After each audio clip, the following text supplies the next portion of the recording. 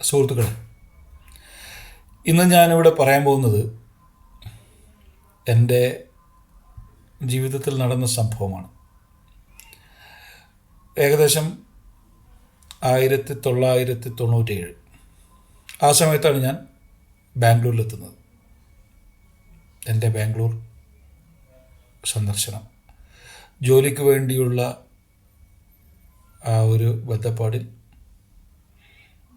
ഞാൻ ആദ്യം ജോയിൻ ചെയ്തത് ഒരു സെക്യൂരിറ്റി കമ്പനിയിലാണ്. എനിക്കാരെയും അറിയില്ല, ബാംഗ്ലൂർ ആരെയും അറിയില്ല, എൻ്റെ ബന്ധുക്കളില്ല. അപ്പോൾ അങ്ങനെ എറണാകുളത്ത് ഒരു ഏജൻസിയിൽ പോയി. അപ്പോൾ കുറച്ച് നീളവും തടിയുള്ളത് കൊണ്ട് അവർ സെക്യൂരിറ്റി സൂപ്പർവൈസറായിട്ട് എടുത്തു. മുൻ പരിചയമൊന്നുമില്ല, എന്നാലും ഡിഗ്രി ഉണ്ട്, പിന്നെ കുറച്ച് കാണാൻ വണ്ണമുണ്ട്. അതുകൊണ്ട് അങ്ങനെ എനിക്ക് സൂപ്പർവൈസറായിട്ട് തന്നു. ഞാനങ്ങനെ എറണാകുളത്ത് നിന്നും അവർ ഏജൻസിയല്ലേ, അപ്പോൾ കുറച്ച് ആൾക്കാരെ എടുത്തിരുന്നു. അവരുടെ കൂടെ ഞാൻ ബാംഗ്ലൂരെത്തി. കൻ്റോൺമെൻറ്റ് സ്റ്റേഷനിലാണ് ഞാൻ ഇറങ്ങിയത്. എൻ്റെ കൂടെ ആൾക്കാരുണ്ട്, ആർക്കും കന്നഡ അറിയില്ല. അപ്പോൾ അവർ പറഞ്ഞ അഡ്രസ്സിൽ നമ്മൾ ഓഫീസിലെത്തി. ഇന്ദിരാനഗറായിരുന്നു ഓഫീസ്. അവിടെ എത്തി. അങ്ങനെ ജോയിനിങ് ഒക്കെ ചെയ്തു. അവരെ സ്റ്റാഫ് റൂമിലേക്ക് അയച്ചു. സ്റ്റാഫ് റൂമിൻ്റെ കഥ എന്ന് പറഞ്ഞാൽ നമ്മൾക്ക് ഒരു തരത്തിലും അതുമായിട്ട് രമ്യപ്പെടാൻ പറ്റാത്ത ഒരു അവസ്ഥയായിരുന്നു. രണ്ട് റൂമാണ്. ഒന്നിൽ കുറേ മലയാളികൾ, ഒന്നിൽ നോർത്ത് ഇന്ത്യക്കാരാണ്. ഞാൻ പറയുന്നത് 1997 അവസ്ഥയാണ്. അന്ന് നോർത്ത് ഇന്ത്യൻസ് ബാംഗ്ലൂരിലേക്ക് വരുന്ന ആ ഒരു അളവ് കുറവായിരുന്നു. ഇന്നുള്ളത് പോലെ നോർത്ത് ഇന്ത്യൻസിൻ്റെ ഇന്ന് കാണുന്നത് പോലെ നോർത്ത് ഇന്ത്യൻ സൗത്തിലേക്ക് അങ്ങനെ വ്യാപിച്ചിട്ടില്ല. ഇപ്പോൾ കേരളത്തിലായാലും എവിടെ നോക്കിയാലും അവരാണ്. ഈ ഹോട്ടൽ ഇൻഡസ്ട്രിയിലായിക്കോട്ടെ, എവിടെയും അവരാണുള്ളത്. നമ്മുടെ സൗത്ത് ഇന്ത്യൻസിനെ ഈ റെസ്റ്റോറൻറ്റ് ഫീൽഡിലൊന്നും കാണാൻ പറ്റില്ല. സെക്യൂരിറ്റിയിൽ കുറച്ചുണ്ട്.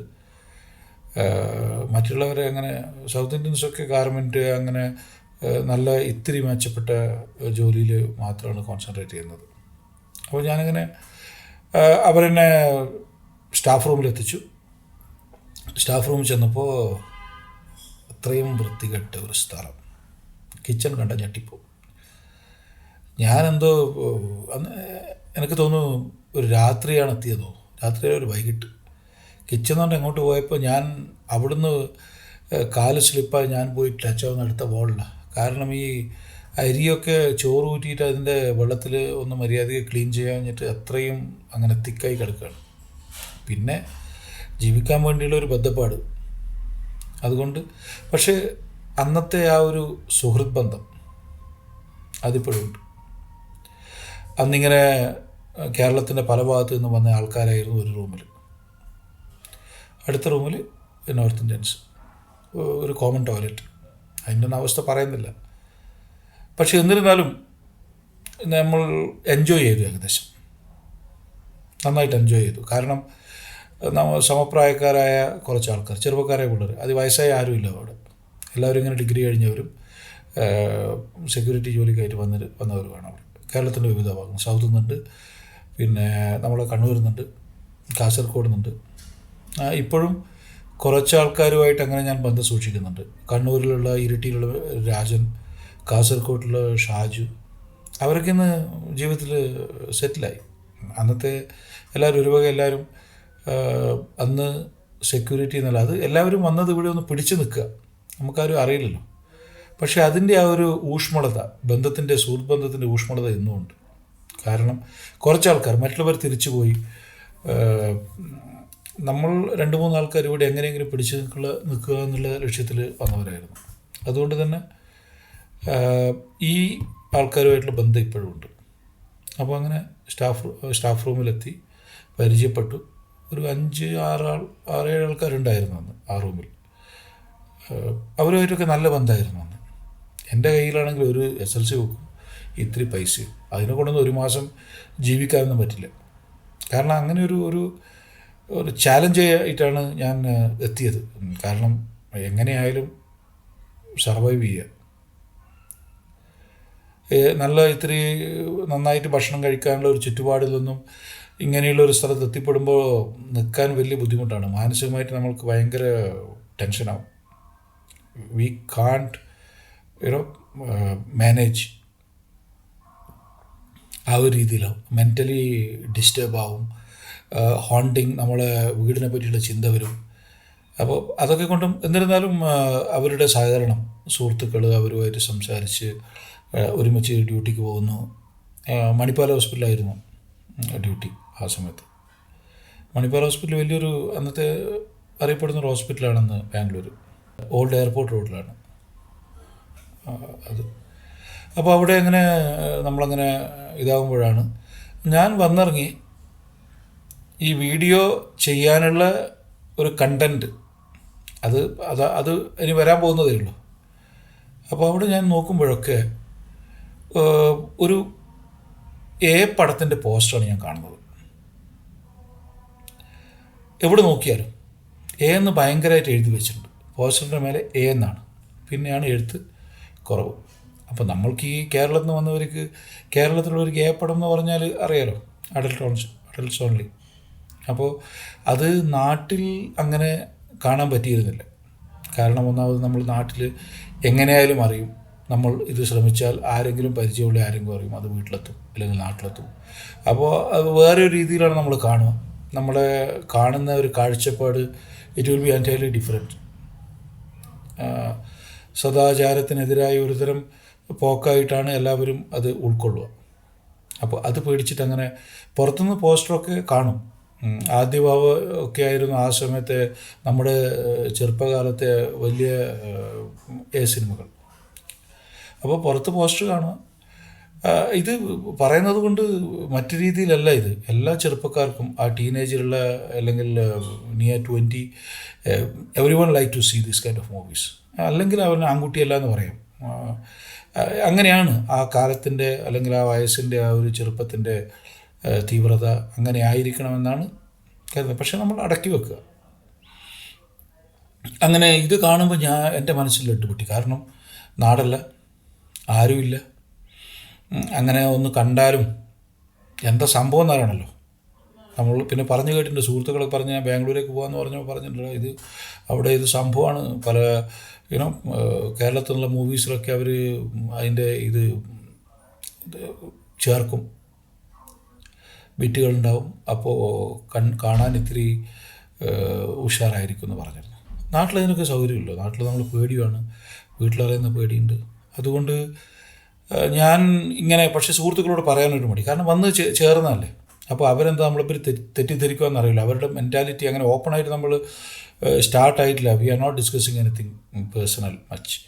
അപ്പോൾ അതുകൊണ്ട് തന്നെ നമുക്കൊരു പറയാനുള്ള ഒരു പേടിയുണ്ട് അവരുടെ അടുത്ത്. പേടിയല്ല, ഒരു അഭിമാനക്കുറവ്. അല്ലാതെ അവർ തെറ്റിദ്ധരിക്കുമോ എന്നുള്ള എല്ലാവരും മനസ്സിലും ഉണ്ടാവാം. പക്ഷേ എന്നെ ഇങ്ങനെ ഡിസ്റ്റർബ് ചെയ്യുന്നത് ഇതെന്താ ഇങ്ങനെ എല്ലാ സ്ഥലത്തും സിനിമയുടെ പോസ്റ്റർ ഇങ്ങനെ ഓപ്പണായിട്ട് ഇങ്ങനെ വെച്ചിന് എന്നുള്ളത്. നമ്മുടെ നാട്ടിലാണെങ്കിൽ എവിടെയെങ്കിലും 1-2 പോസ്റ്റർ മാത്രമേ ഉണ്ടാവുള്ളൂ, അങ്ങനെ ഓപ്പണായിട്ടൊന്നും ഉണ്ടാവില്ല. അപ്പോൾ ഞാനിതിങ്ങനെ നോക്കി, എന്നിട്ട് എൻ്റെ മനസ്സൊന്നും പോകുന്നില്ല. ഏതായാലും ഒന്ന് കാണണം എന്നുള്ള ഒരു ഇത് പറ്റി ഞാനിപ്പോൾ ഇങ്ങനെ 1-2 തിയേറ്ററൊക്കെ മനസ്സിലാക്കി വെച്ചു. ഒന്നും കന്നഡ ഭാഷയെ അറിയില്ല, പിന്നെ എഴുത്ത് പിന്നെയല്ലേ, അത് എന്താ ആ ബോർഡ് മേൽ എഴുതിയെന്ന് അറിയില്ല. പിന്നെ ചോദിക്കാനും ഒരു മടി. നമ്മളാരോടൊന്നും ചോദിച്ചിട്ട് ഇപ്പോൾ കൂടെയുള്ള മലയാളി സുഹൃത്തുക്കൾക്കൊന്നും ആർക്കും കന്നഡ അറിയില്ല അങ്ങനെ. അപ്പോൾ അവർക്കും വായിക്കാൻ അറിയില്ല. അപ്പോൾ അതുകൊണ്ട് തന്നെ ഞാൻ അവരോട് ചോദിച്ചില്ല ഇതെന്താ സംഭവം. കാണും. അപ്പോൾ ഞാനിങ്ങനെ ഒരു ദിവസം, നമുക്കിപ്പം ഡേ കഴിഞ്ഞിട്ട് നൈറ്റ് ആവുന്ന ഒരു ഇതുണ്ടാവും. അതായത് ഇന്ന് ഡേ ആണെങ്കിൽ നാളെ നൈറ്റ് പോയാൽ മതി. അത് വീക്ക്ലി ചേഞ്ചിങ് ആണ് ആ ഒരു ഷിഫ്റ്റ്. അപ്പോൾ അതിനിപ്പോൾ ഈവനിങ് നമ്മൾ മോർണിംഗ് കഴിഞ്ഞ് വന്ന് ഉറങ്ങി അടുത്ത ദിവസം റെസ്റ്റ് കിട്ടും, പിന്നെ നൈറ്റ് പോയാൽ മതി. അപ്പോൾ ഞാനങ്ങനെ പ്ലാൻ ചെയ്തു. ഞാൻ വിചാരിച്ചു ഏതായാലും ഇത് കാണണം. കാരണം കുറേയായി മനസ്സിലുള്ള ഒരു ആഗ്രഹമാണ്. അപ്പോൾ അത് എന്തായാലും ഒന്ന് തീർക്കാം. ഇതാണെങ്കിൽ വലിയ അക്ഷരത്തിൽ കണ്ടുകൊണ്ട് ഞാൻ കരുതിയ സംഭവം നന്നായിട്ടുണ്ടാവുന്നു. അപ്പോൾ ഞാൻ ഒരു ദിവസം സുഹൃത്തുക്കളോടൊന്നും പറയാതെ ഞാനങ്ങനെ ഒന്ന് മുങ്ങി കണ്ടുവച്ച തിയേറ്ററിന് മുമ്പിലെത്തി. ഞാൻ നോക്കുമ്പോൾ ഭയങ്കര തിരക്കാണ്. ഞാൻ നോക്കുമ്പോൾ സ്ത്രീകളുണ്ട്, യുവാക്കളുണ്ട്. ഞാൻ കരുതി ഇവിടെ നമ്മുടെ നാട്ടിലൊന്നും ഇങ്ങനെയുള്ള പടങ്ങൾ കാണാൻ സ്ത്രീകളുണ്ടാവാറില്ല. അതൊരു ഒരു ഭയങ്കര പ്രശ്നമല്ലേ. അപ്പോൾ ഞാൻ കരുതി Bangalore open, it's like foreign country no Bangalore. അപ്പോൾ മിക്സഡ് കമ്മ്യൂണിറ്റി, അപ്പോൾ പുറത്തുനിന്ന് വരുന്നവർക്ക് അതുകൊണ്ടായിരിക്കും അവർക്കങ്ങനെ പേടിയില്ലാതെ കാണാൻ വന്നതായിരിക്കും എന്നുള്ള ഒരിതായിരുന്നു എനിക്ക്. അപ്പോൾ ഞാൻ ടിക്കറ്റ് എടുത്തു. അപ്പോൾ അതിൻ്റേതായ ഒരു ഒരു എന്തോ ഒരു സ്പെല്ലിംഗ് മിസ്റ്റേക്ക് എനിക്ക് തോന്നുന്നുണ്ട്. സംഭവം എന്താണെന്ന് പറഞ്ഞാൽ പിന്നെ എന്താ ഇത്, കാരണം ഇത്രയധികം സ്ത്രീകളൊക്കെ ഉണ്ടാവുമോ, ആണുങ്ങൾ ഉണ്ട്. അപ്പോൾ എന്നാലും ഒരു ഒരു എന്തെങ്കിലും ത്രെഡ് എന്തെങ്കിലും ഉണ്ടാവും എന്നുള്ള ഒരു ഇതിൽ ഞാൻ കയറി ഇരുന്നു. പിന്നെ നമ്മുടെ നാട്ടിലെ പോലെയല്ല, നമ്മുടെ നാട്ടിൽ അന്നൊക്കെ സിനിമ കാണുമ്പോൾ ടിക്കറ്റ് എടുത്ത പോലെ എവിടെ ഇരിക്കാം. ഇവിടെ അങ്ങനെയല്ല, ഇവിടെ സീറ്റ് നമ്പറിനനുസരിച്ചിട്ട് ഇരിക്കണം, ടിക്കറ്റിലുണ്ടാകുന്ന നമ്പറിനനുസരിച്ച് ഇരിക്കണം, അല്ലെങ്കിൽ അടുത്തയാൾ വന്നിട്ട് ഇതാക്കും. കാരണം അന്നേ ബുക്കിംഗ് ഉണ്ട് എന്നാണ് എൻ്റെ ഒരു ഇത്, ടിക്കറ്റ് ബുക്കിംഗ്. അപ്പോൾ കയറിയിരുന്നു, അടുത്ത ആൾക്കാരുണ്ട്. അപ്പോൾ എനിക്ക് ഭയങ്കര ത്രില്ലാണ് മനസ്സിൽ. First time I'm going to see the adult only movie. അതുകൊണ്ട് തന്നെ ഞാൻ ഇങ്ങനെ ശ്വാസം പിടിച്ച് നിൽക്കുകയാണ് പടം തുടങ്ങാൻ. അപ്പോൾ അതിൽ പടം തുടങ്ങി, നായകൻ വരുന്നു. നായകൻ ഒരു ലോങ് ഹെയർ നായകൻ, കാണാൻ ചന്തമൊക്കെ ഉണ്ട്. അയാൾ വരുന്നു. നമ്മൾ നായകൻ്റെ ചന്തോ അല്ലെങ്കിൽ നായികയുടെ ചന്തോ എന്നല്ല, നമ്മൾ എക്സ്പെക്ടിങ് സംതിങ് എൽസ്. നമ്മൾക്ക് കാണാനിങ്ങനെ മനസ്സിൽ തിക്കുമുട്ടി നിൽക്കുന്ന അതൊന്നും വരുന്നില്ല. അപ്പോൾ അയാൾ വയലൻ്റ് ആവുന്ന സീനുകൾ, സ്റ്റണ്ട് ഉണ്ട്. ഞാനാലോചിച്ചു ഇങ്ങനത്തെ പടത്തിൽ എന്തിനാണ് ഈ സ്റ്റണ്ടൊക്കെ. അയാളൊരു മൂവി ഡയറക്ടറാണ്. അപ്പോൾ ഞാൻ വിചാരിച്ചു മൂവി ഡയറക്ടർ, അയാൾ മൂവി ഡയറക്റ്റ് ചെയ്യുന്ന സമയത്ത് ഇങ്ങനെയുള്ള നടിമാരെയൊക്കെ എന്തെങ്കിലും ചെയ്യുന്ന സീനുകളായിരിക്കും ഉണ്ടാവുക എന്നുള്ള ഇതിലൊക്കെ. പക്ഷേങ്കിൽ ആളുകളൊക്കെ വളരെ ശ്വാസം പിടിച്ച് കാണുകയാണ്. മൂവി അങ്ങനെ പോകുന്നു. ഞാനിങ്ങനെ ടെൻഷൻ അടിച്ചു, കാരണം സംഭവങ്ങളൊന്നും ഇല്ല. അപ്പോൾ ഇൻ്റർവെല്ലിന് അയാൾ ലവ് ഫെയിലിയർ, അയാൾ ഹീറോയിൻ്റെ അടുത്തേക്ക് പോകുന്നു. അവർ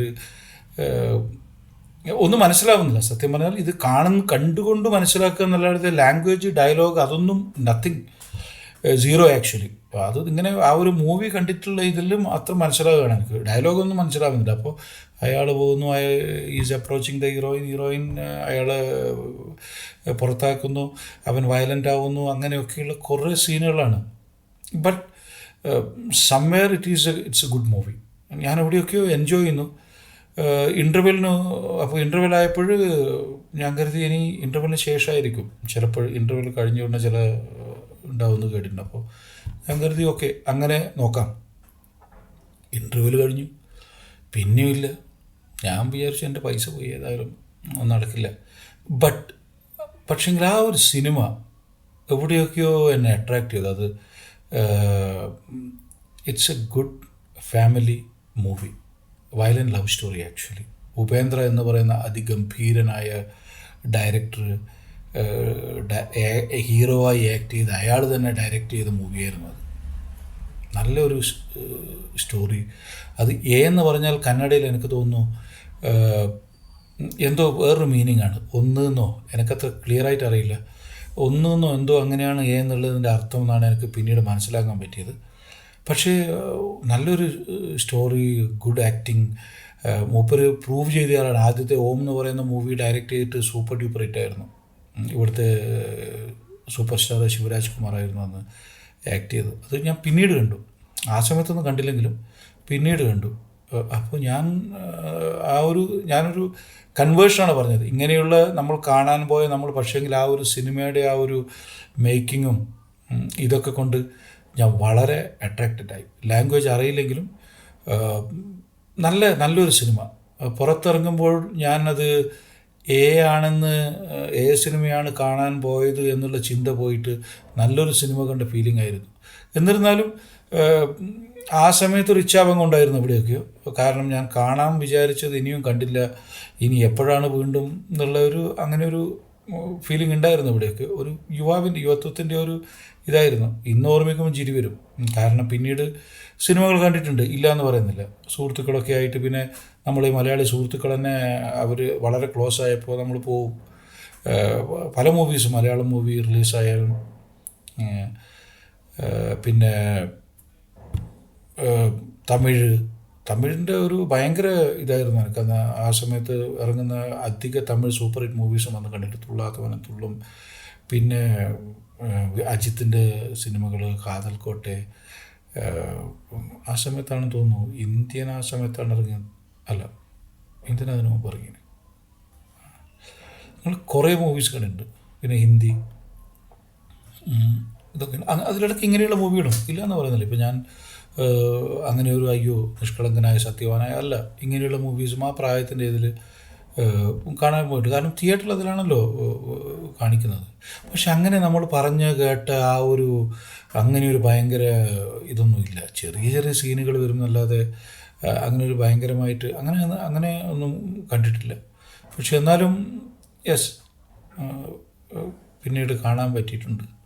എന്നാലും ആ ഒരു ആദ്യത്തെ എൻ്റെ ആ ഒരു ബാംഗ്ലൂരിൽ പോയ സമയത്തുള്ള എൻ്റെ ആ ഒരു മെൻറ്റാലിറ്റിയും ആ ഒരു ഫ്രീഡവും, ഇത് കാണാനുള്ള ഒരു കാണാത്തത് കാണാനുള്ള ഒരു വ്യഗ്രതയും, അതൊക്കെ ഒന്ന് നിങ്ങൾ എല്ലാവരോടും ഒന്ന് സംസാരിക്കണമെന്ന് തോന്നി.